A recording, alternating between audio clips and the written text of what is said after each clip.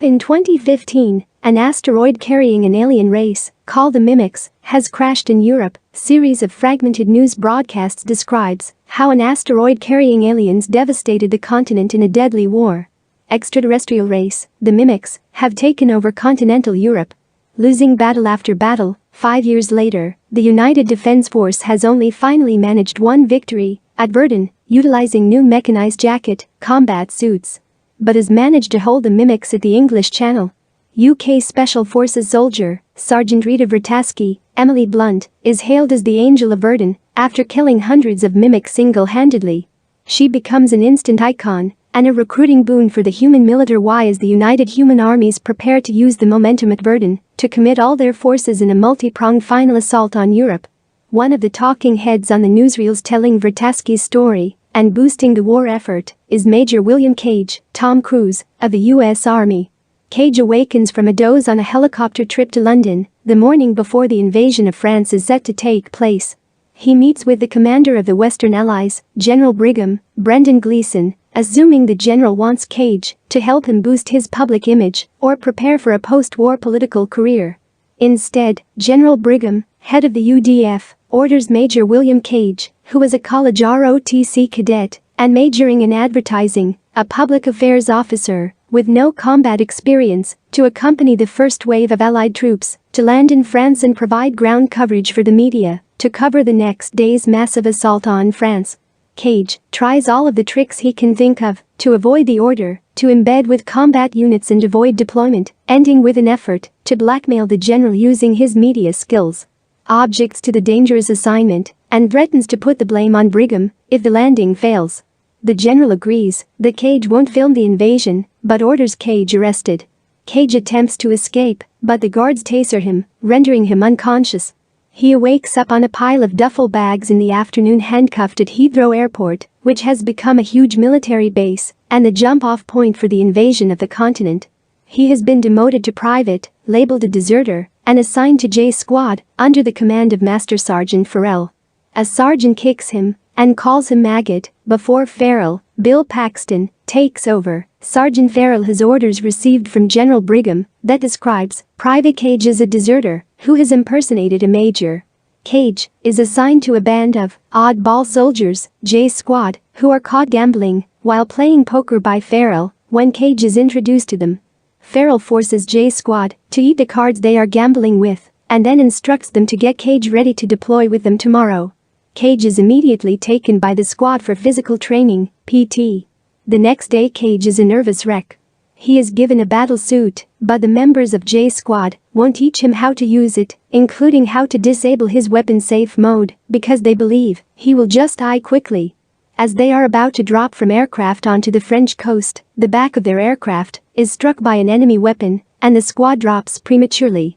Although the operation to retake Europe was meant to be a surprise attack, the Mimics are completely prepared and slaughter the humans. The invasion proves to be a trap. Sergeant Vrataski also lands on the beach, but is killed within minutes. The surviving members of J Squad are all killed rapidly. Still shell-shocked and about to die, Cage grabs a claymore mine as a giant blue mimic, an alpha, jumps on him. Cage, despite his inexperience, manages to kill an unusually large alpha mimic with explosives, and just before Cage dies, the alpha's blue blood covers Cage's wounds and dies covered with its blood. Cage immediately wakes up in a panic, in the same spot he was the day before, on top of the duffel bags, and finds himself back at Heathrow the previous morning. The same sergeant calls him a maggot, and Farrell again takes him to J Squad.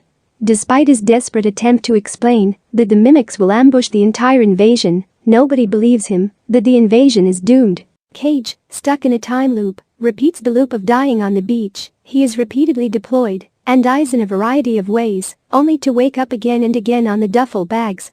And waking up at Heathrow over and over again, with each time loop, he becomes slightly more adept at killing Mimics, becoming more competent in combat, and learning to predict what happens. And saving members of J Squad and Vrataski, but the Mimics are too numerous and eventually kill everyone. In one loop, he survives long enough to encounter the famous Sergeant Rita Vrataski, the Angel of Verdun, during the invasion to tell Vrataski that he is stuck in a time loop. Recognizing his situation, When she sees, he knows, the movements of an attacking mimic in advance, she tells Cage to find me when you wake up, next time, before they are both killed again, in an explosion. When Cage next awakens on the duffel again, but cooperates with Sergeant Farrell and Jay's squad to buy himself time to find Vrataski. After several fatal attempts in the base at slipping away, Cage finally manages to get away during PT, and he finds Vrataski in a training bay, surrounded by training drones. The Special Forces soldiers are all hostile towards him, and Vrataski greets him rudely, but when he explains that Vrataski asked for him, she takes him away to a weapons building bay, where her acquaintance Dr. Carter, an expert in mimic biology. There they go to a back room, and Vrataski and Carter explain the time loop. Carter was formerly a researcher in General Brigham's HQ, and devised a theory that all mimics are just neural manifestations of one overmind omega alien creature. Dr. Carter explains that the mimics are a hive mind. If an alpha is killed, the hive queen, the omega, turns time back a day, thus giving the mimics a seemingly unbeatable advantage. Cage hijacked their ability by being doused in alpha blood. Carter tells that the aliens possess the ability to turn time back, so each time an alpha mimic is killed, they cycle time backwards, enabling them to precisely anticipate the invasion force's next actions. Vrataski explains she had herself gained this ability at Verdun. She got into the loop when the blood of a large blue alpha mimic was spilled on her, just as Cage experienced. She was stuck in a time loop at Verdun, allowing her to kill hundreds of mimics single-handedly in what became her final loop. She explains that she was wounded after being wounded and received a human blood transfusion, causing the alien blood to lose its effectiveness and breaking the time loop. Vrataski tells Cage that he must repeat the loop until he is shown some piece of information that will help them succeed. She also tells him to always make sure he dies on the battlefield or in training, or she'll have to kill him to start over.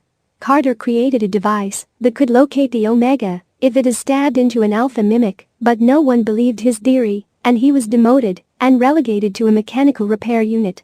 Cage tries to understand by receiving a blood transfusion, but Vrataski says that to find the Omega, tells Cage they must first survive the invasion tomorrow. Through a large number of loops, she trains Cage, in some instances, killing him over his protests when he is seriously injured, so that he will resume the loop. Cage and Vrataski improved their combat skills and progress on the beach during the invasion, but despite their efforts, they both keep dying and Cage remains stuck in his loop. Cage becomes attracted to Vrataski, and watching her die in repeated loops starts to take an emotional toll on him. Cage finally experiences a vision showing the Omega hiding deep inside a dam in Germany. Vrataski and Carter believe the visions are due to Cage being exposed to an alpha mimic's blood. They believe the Omega can manipulate time and perception. Cage and Vrataski focus their efforts on surviving the invasion beach and getting inland to Germany. After multiple failures and deaths, Cage and Vrataski finally make it inland. During the repeated attempts, Cage develops an attraction to Vrataski, and he slowly gathers details about Vrataski.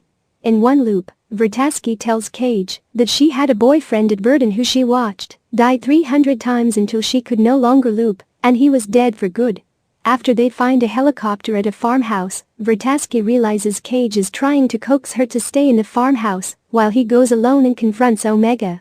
Cage admits they have looped to the farmhouse multiple times already, but every single time Vrataski dies, so he is trying to prevent her from dying again by going alone. Shocked and offended, she intentionally gets them killed. During one loop, believing the fight is pointless, Cage decides not to meet Vrataski, and instead goes to London and stops in a pub. There, Cage sees the mimic's next step in its attack, a large-scale amphibious assault on London, in which Operation Downfall forces are destroyed. Cage is killed in London. Upon reaching a point where she dies whatever they do, Cage decides to hunt the Omega alone. Cage eventually succeeds in making it to the German dam alone. When he reaches the dam, he discovers that it is a trap and is almost captured by the mimics. Ambushed by an alpha and another mimic, Cage is captured and seriously injured. Cage drowns himself before the alpha can bleed him out. In the next loop, Cage, Vrataski, and Carter put the pieces together and figure out the visions. Vrataski's success in Verdun was all a ruse by the Omega mimic.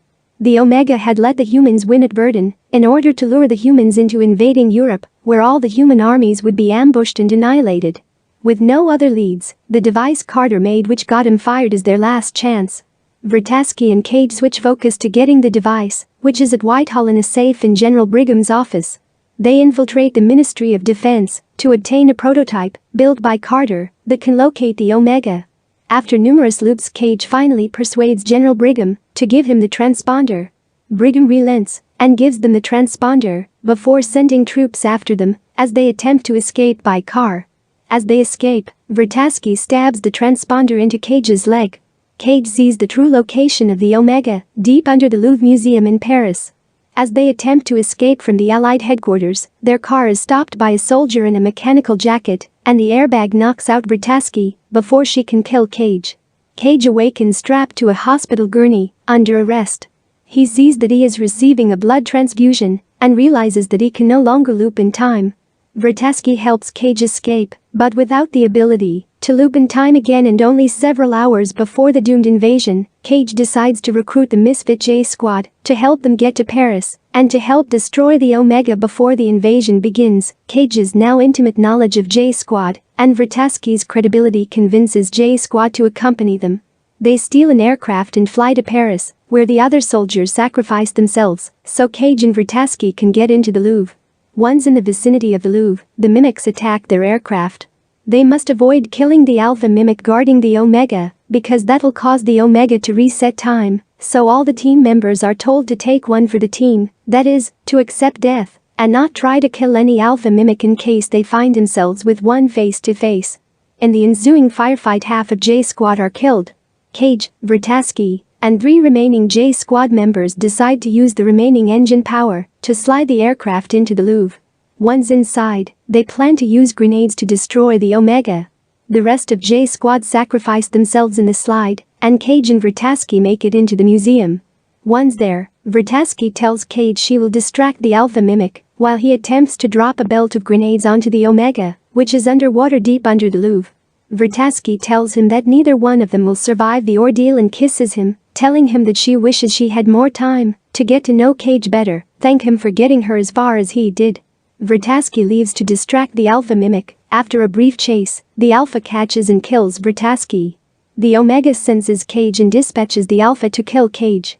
The Alpha dives after Cage and stabs him, but before he dies, Cage pulls the grenade pins and drops the grenade belt into the Omega. The Omega explodes and dies, and all the mimics die with it. The dying Cage floats down through the water into the Omega's blood. The Omega's blood washes over and seeps into him, like the Alpha's blood did on the first day of the loop, and his eyes open. Cage wakens suddenly, confused, and finds himself on the helicopter, en route to London on the morning before the invasion and his meeting with General Brigham. He disembarks and hears the celebratory pealing of bells. He watches a news conference, during which the general announces on TV that mimic activity has ceased, following a mysterious energy surge in Paris. The general says human forces will commence a huge sweep through Europe the next day. Cage goes to Heathrow to find Vrataski. He sees J Squad engaging in PT at the base. Cage looks for Vrataski, and everyone treats him with respect due an officer. He finds Vrataski and she greets him with the same rudeness she has every time they meet in every loop. Cage smiles broadly